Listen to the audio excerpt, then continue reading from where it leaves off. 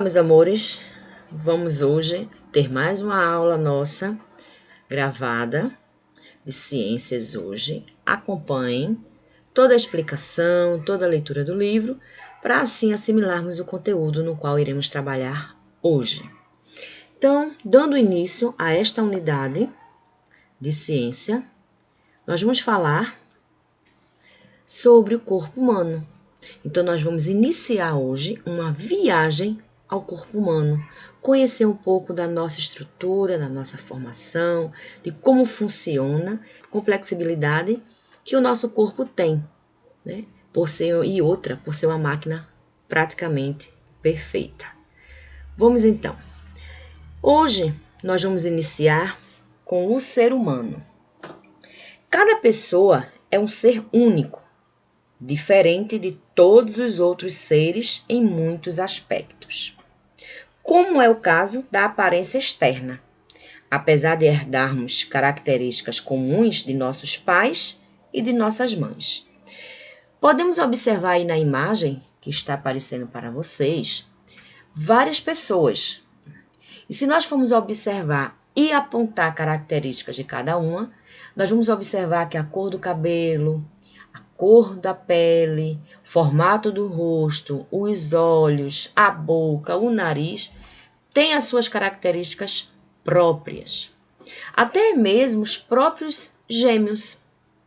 Eles podem até se parecer muito, mas eles vão ter características que vão diferenciar um do outro em algum aspecto da personalidade de cada um.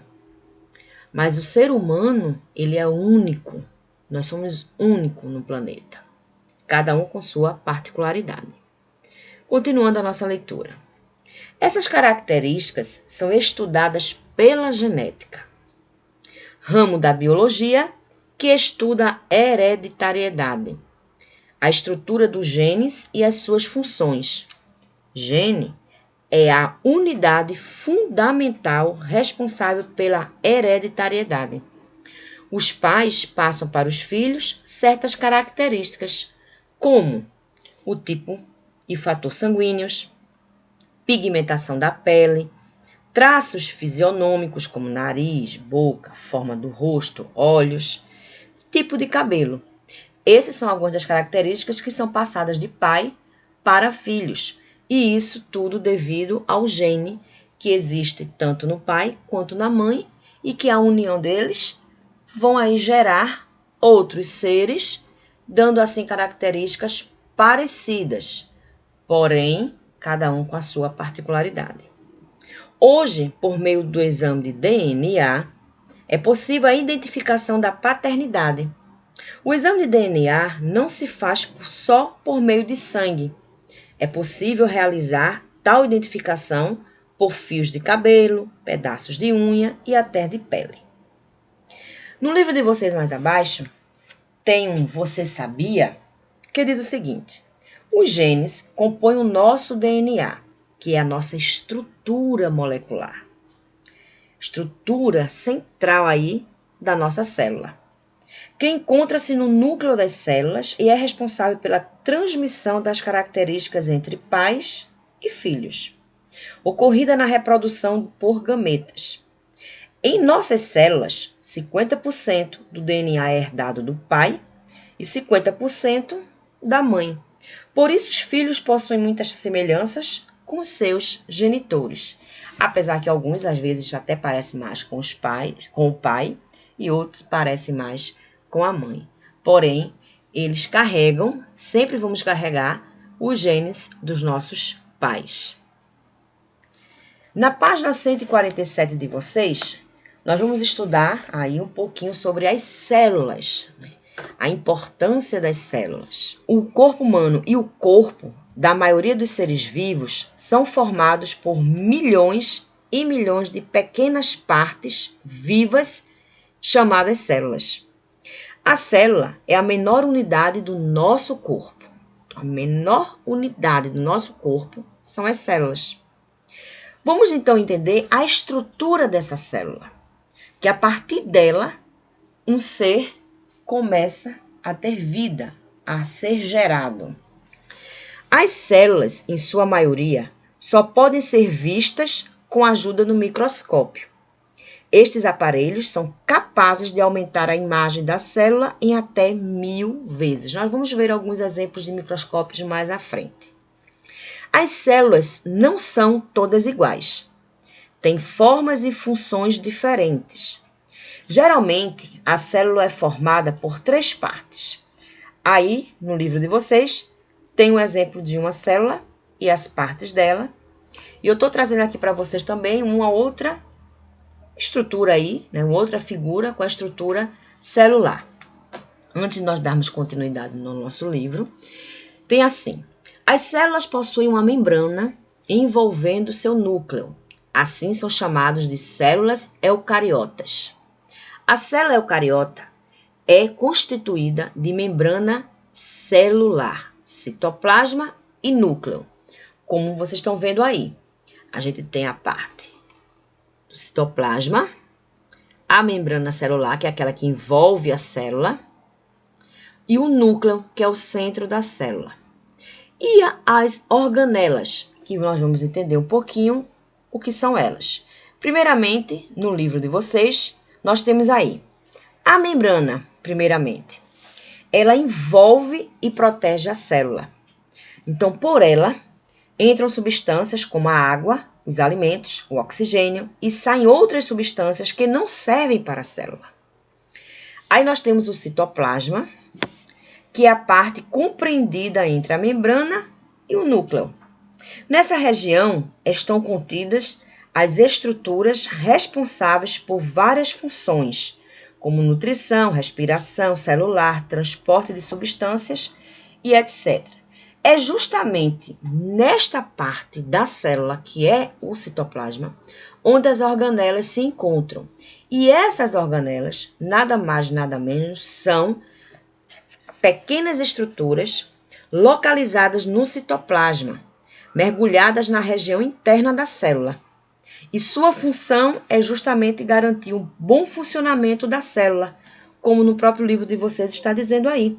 Responsáveis pela nutrição, pela respiração celular, pelo transporte de substâncias, tudo isso são oferecidos por essa estrutura que existe aí no citoplasma. E o núcleo? O núcleo é nele que estão os genes, estruturas responsáveis pela transmissão das características hereditárias entre os seres vivos, como cor dos olhos, cor do cabelo e a da pele. O núcleo é responsável pelo controle das funções celulares, inclusive o controle da divisão celular na reprodução da célula. Nós vamos entender um pouquinho mais dessa questão da reprodução e da multiplicação da célula na hora da formação do ser vivo, né? Da formação ali do homem, por exemplo, quando nós estivermos estudando reprodução mais na frente. A importância da célula.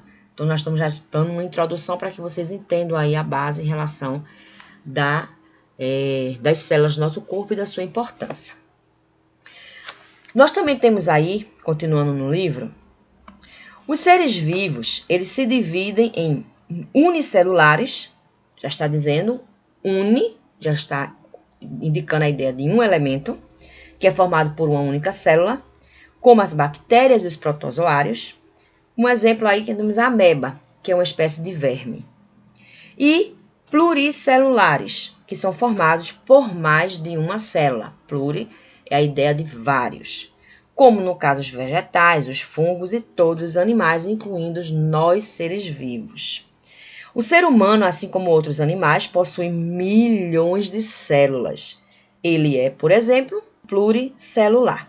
Então, só a ilustração aí para que vocês vejam e reparem os unicelulares, constituídos por uma única célula, e os pluricelulares, constituídos por muitas células.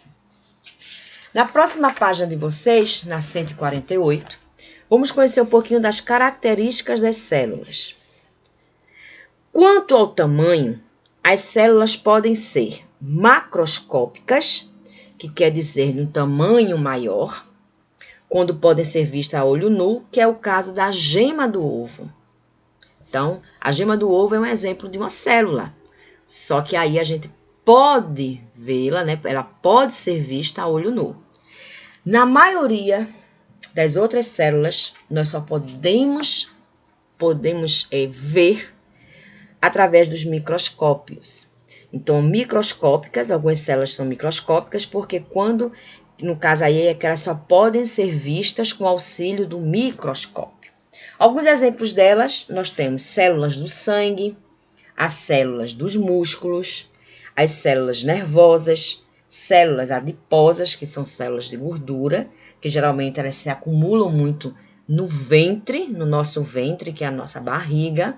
Por isso que, às vezes, quando as pessoas estão com peso acima, né? Estão pesando acima do que deveriam pesar, suas barrigas ficam maiores. Então, porque ali há um acúmulo muito grande de células adiposas. E vocês têm aí exemplo que vocês estão visualizando também, células da pele, célula nervosa, que a gente viu aqui também no livro, e a célula óssea. Gente, são milhões de células existentes no nosso organismo. Imaginem, a gente já está vendo uma minúscula parte dessas células. Eu vou mostrar para vocês agora o microscópio óptico. Nós vamos ver dois tipos de microscópio. O microscópio óptico é esse daí. Então, é um instrumento utilizado para ampliar e observar estruturas pequenas, dificilmente visíveis ou até invisíveis a olho nu. O microscópio óptico utiliza a luz visível de um sistema de lentes de vidro, que amplia a imagem das amostras.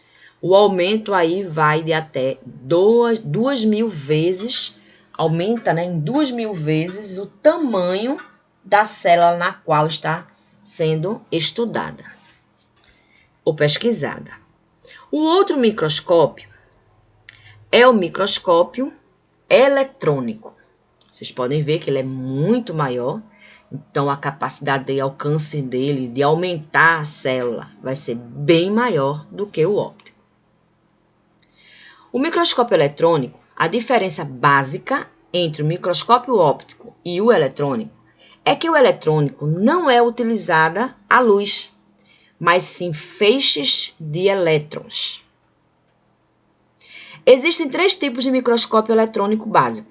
O de transmissão, que ele é usado para observação de cortes ultrafinos, de varredura, que abrevia-se aí, né, na linguagem científica, MEV, capaz de produzir imagens de autoampliação para observação de superfícies, e de tunelamento, que também abrevia-se MEVT, que é para visualização de átomos. Então, vejam só, o microscópio óptico, ele aumenta aí a célula, né, para ser estudada 2.000 vezes o tamanho dela.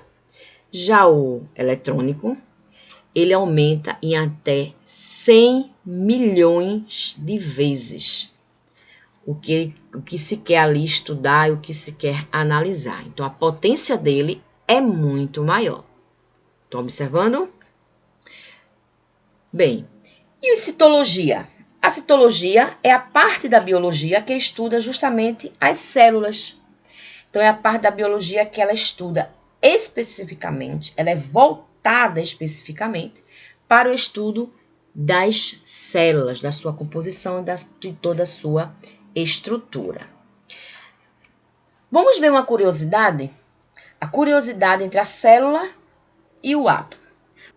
Células estão presentes em todos os seres vivos e ela é a menor parte do corpo humano. Um conjunto de células resultam em um tecido, e já o tecido resultam em órgãos. Então, o que acontece? Um ser humano, por exemplo, ele começa a surgir a partir de uma célula. Essas células elas vão se multiplicando, estou adiantando aí para vocês reprodução, né? Elas vão se multiplicando, elas aí vão formando os tecidos, e os tecidos vão aí formando órgãos, e por fim os órgãos vão aí, quando se estruturam todos eles, nós temos aí o corpo humano. Isso são as células. O átomo são menores do que as células. Os átomos são diferentes das células. Eles são menores e eles são diferentes. Estão presentes em tudo o que é matéria, ou seja, até mesmo as células, que são a menor parte do corpo humano, possuem átomos.